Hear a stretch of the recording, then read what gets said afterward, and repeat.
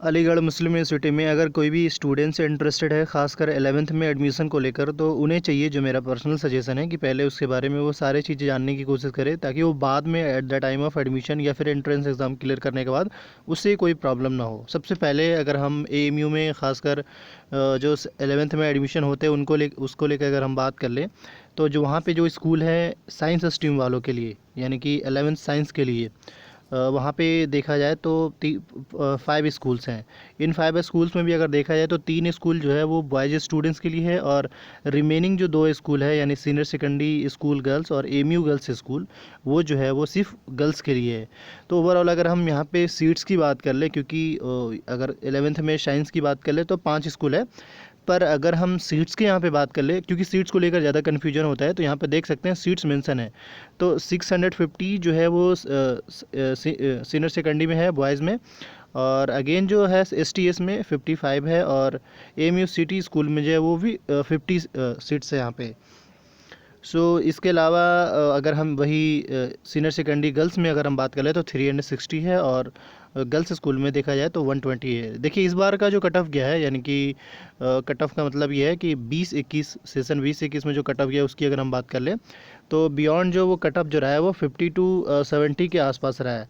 क्योंकि हकीकत ये है कि अगर क्वेश्चन का स्टैंडर्ड हाई होता है ना, तो कट ऑफ ज़्यादा नहीं जा पाता है। जैसे अगर जामिया की बात कर ले, तो यहाँ पे जो कट ऑफ है वो 85 प्लस जाता है, एटलीस्ट 45 प्लस तो 45 प्लस, सॉरी 85 प्लस तो जाता ही जाता है।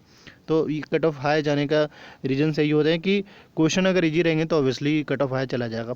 लेकिन उससे पहले कुछ और भी चीज़ें जो आपको बता दिया जाए, फिर बाद में आपको किस तरीके से प्रिपरेशन करना है वो भी बताया जाएगा। वही अगर क्वालिफ़िकेशन यानी कि एलिजिबिलिटी क्राइटेरिया की बात कर लें, तो एटलीस्ट आपका 45% होना चाहिए 10th में, चाहे वो किसी भी बोर्ड से हो। ऐसा नहीं कोई भी सीबीएसई हो या स्टेट बोर्ड हो, किसी भी बोर्ड से हो, लेकिन एटलीस्ट 45% होना चाहिए।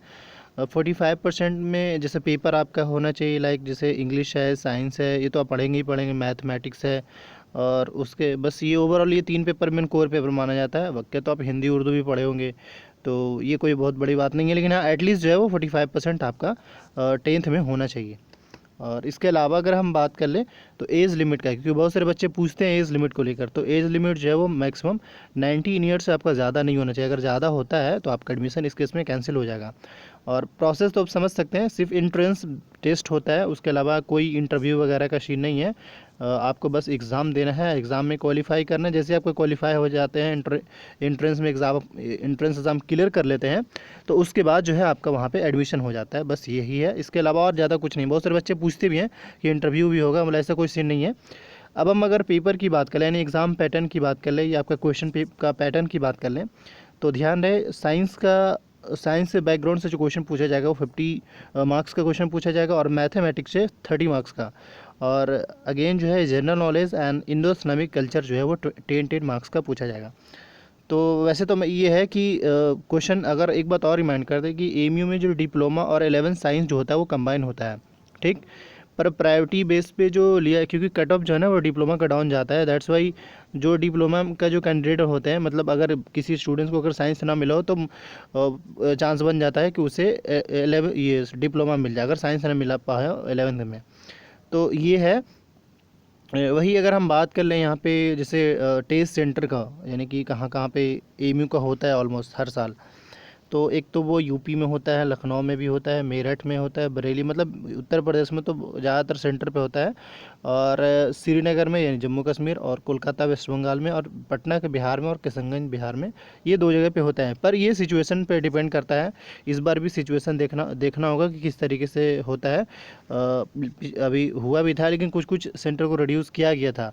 खैर ये है कि फॉर्म जब आप फिल करेंगे तो उस टाइम अगर आप सेंटर ऑप्शन में ये सब रहेगा, तो आप बेहतर है कि अपना होम सेंटर ही डालें। और इसका ये बिल्कुल भी मतलब नहीं होता है कि आप अगर होम सेंटर पर डालें तो आपका सिलेक्शन नहीं होगा, ऐसा बिल्कुल भी नहीं है, क्योंकि एंट्रेंस एग्ज़ाम में पार्शियलिटी ऐसा देखा नहीं जाता है। आप अच्छे से तैयारी करें। इसके अलावा जो है अभी मैं आपको थोड़ा सिलेबस दिखा दूँ ताकि आपकी चीज़ें बहुत हद तक क्लियर हो जाए। आपके सिलेबस जो है वो डिप्लोमा और ख़ासकर 11 साइंस के लिए जो है वो सिलेबस बिल्कुल कॉमन है। मतलब ऐसा है कि डिप्लोमा के लिए अलग नहीं है और ना ही आपके लिए अलग है, आप दोनों के लिए बिल्कुल कॉमन सा सिलेबस है। तो आपको क्या करना है, सिंपली जो सिलेबस में जो बताया जा रहा है, जो चीज़ें बताई जा रही है, आपको उस बेस पे थोड़ा सा एक्ट करना है। असल में बस इसमें थोड़ा ना एक आपको आइडिया मिल जाएगा कि क्या क्या मुझे पढ़ना है, पर ये ज़रूरी नहीं है कि बिल्कुल डिट्टो इसी टाइप से आपका आ जाए, क्योंकि क्वेश्चन देखेंगे तो ऐसा लगेगा कि भाई यहाँ पे कुछ कहा जा रहा है और क्वेश्चन का जो स्टैंडर्ड वो थोड़ा हाई है। तो दैट्स वाई आपको बस थोड़ा है ना हाई पे ध्यान देना है, बिल्कुल लो पे ना ध्यान देना है, मिडल के साथ साथ हाई पे ध्यान देना है सिलेबस को। तो आपको अच्छे से पढ़ना है। दूसरा मेरा जो दो तीन मतलब इसमें सजेशन ये रहेगा कि एक तो सबसे पहले क्वेश्चन पेपर एसेस करिए। अगर क्वेश्चन पेपर एसेस करना चाहते हैं तो वीडियो के डिस्क्रिप्शन बॉक्स में टेलीग्राम का लिंक होगा, वहाँ आप जुड़ जाएँ और उसके बाद आप वहाँ पे मैसेज मुझे कर लें, और नंबर पिन कर रखा है वहाँ पे कॉन्टैक्ट नंबर, तो आप वहाँ मुझे मैसेज कर लें, क्वेश्चन प्रोवाइड करा दी जाएगी। तो खैर वो तो आप क्वेश्चन एसेस कर लेंगे और क्वेश्चन के हिसाब से ही आपको अपना स्टडी भी करना है, क्योंकि उससे का आपको आइडिया मिलता रहेगा कि हाँ भाई हमें इस तरीके से तैयारी करना है। पर इम्पॉर्टेंट बात दो तीन चीज़ें मैं सजेस्ट करूँगा, वो एक तो ये सबसे पहले कि क्वेश्चन के बिहाफ में आप समझिए कि पैटर्न क्या है, पहला क्वेश्चन किस टाइप का पूछ रहा है। लेकिन उससे पहले आप चाहें तो 9-10 का जो सिलेबस है, 9-10 का जो सिलेबस है जो इसमें मेंशन है, उस हिसाब से एटलीस्ट कंप्लीट कर लें सबसे पहला। और कंप्लीट करने के बाद, कंप्लीट करने का मतलब ये है कि आपको सबसे पहले एनसीईआरटी बुक जो बेहद इंपॉर्टेंट है, एनसीईआरटी बुक को फॉलो करिए पहला, और उसके साथ साथ कोई और भी बुक अगर हेल्प बुक हो उसे स्टडी करिए। लेकिन एक बात क्या और याद रखिएगा, अब क्योंकि दुनिया जो है वो डिजिटल हो रखा है, तो ये ज़रूरी नहीं कि आप फुल्ली डिजिटल हो जाएं, और ये भी नहीं है कि फुल्ली बुक पे ही रहें, क्योंकि आपको सिचुएशन अकॉर्डिंग थोड़ा सा ढलना पड़ता है।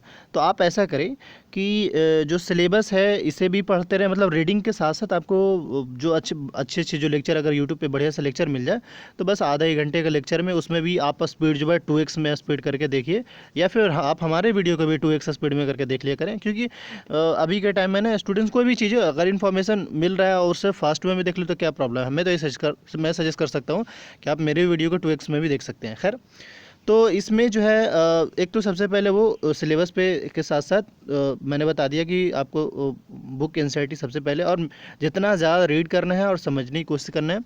दूसरी चीज़ ये कि आपको मैक्सिमम रिवीजन करना है, मैक्सिमम रिवीजन, जितना ज़्यादा रिवीजन कर सकते हैं, क्योंकि आपका रिवीजन के बिहाफ में ही आप एमयू क्लियर कर पाएंगे। मेरा पूरा मतलब सजेशन आपको है कि रिवीजन जितना ही ज़्यादा होगा उसी के हिसाब से आपको कमांड बनता जाएगा और उसी के बिहाफ में आपका सिलेक्शन हो जाएगा। एक बात और मैं रिमाइंड कर दें कि अभी कुछ स्टूडेंट्स पूछ रहे थे कि एग्ज़ाम जो है एमयू का क्या सीन रहेगा। तो देखिए अभी तो एप्लीकेशन फॉर्म आया ही नहीं है, और आया भी था तो एंट्रेंस एग्ज़ाम का शेड्यूल आया था, पर वो बाद में पोस्टपोन कर दिया गया। तो ऐसा नहीं कि अभी फॉर्म आ गया, ऐसा कुछ भी नहीं हुआ, आप बस थोड़ा सा अपडेटेड रहे। अब स्टूडेंट्स पूछ रहे हैं कि अगर इस तरीके से केसेस जो बढ़ रहे हैं तो उसमें क्या ऑनलाइन एग्ज़ाम होगी। बिल्कुल ऑनलाइन एग्ज़ाम नहीं हो पाएगा, क्योंकि अभी तक वैसा कोई इन्होंने प्लेटफॉर्म तैयार नहीं करा है या ना करवाया भी है। एक बात और समझे, इन केस अगर ऑनलाइन भी एग्ज़ाम होता है तो ऐसा तो है नहीं कि आप घर बैठे एग्ज़ाम दे लेंगे। आपको भी तो नियरेस्ट में जहाँ पे ऑनलाइन एग्ज़ाम होता हो, ऑनलाइन एग्ज़ाम का सेंटर हो, वहाँ तो जाना पड़ेगा ना। तो उस हिसाब से देखा जाए तो उतना आसान नहीं है कि ऑनलाइन एग्ज़ाम हो जाए, आपका ऑफलाइन ही एग्ज़ाम होगा, चाहे वो होम सेंटर आप ले कर दे होम सेंटर पर दें, या फिर आप खास कर मतलब जाकर आप एमयू में जाकर दें। तो यही मेरे लिए आपका सजेशन रहेगा, और आप अपने मैक्सिमम टाइम रिवीजन, आप जितना ज़्यादा रिवीजन करेंगे उतना ही ज़्यादा चांसेस रहेगा सिलेक्शन का। Thank you for watching this video. MU को लेकर अगर आप अपडेटेड रहना चाहते हैं या फिर किसी भी खास टॉपिक पे वीडियो चाहते हैं तो कमेंट में बता दें, आपको वीडियो बनाकर अपलोड कर दी जाएगी। Thank you.